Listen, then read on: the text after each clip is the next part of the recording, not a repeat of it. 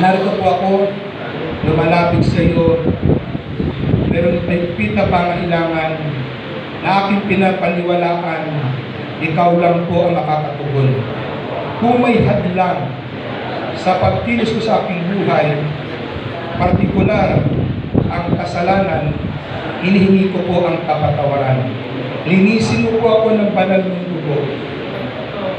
Patawarin niyo po ako at pinapatawad ko rin po ang mga tao na nagkasala sa akin.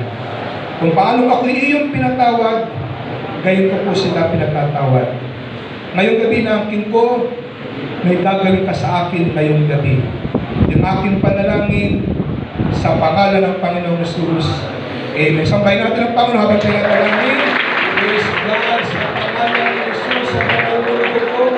God, ang Almighty.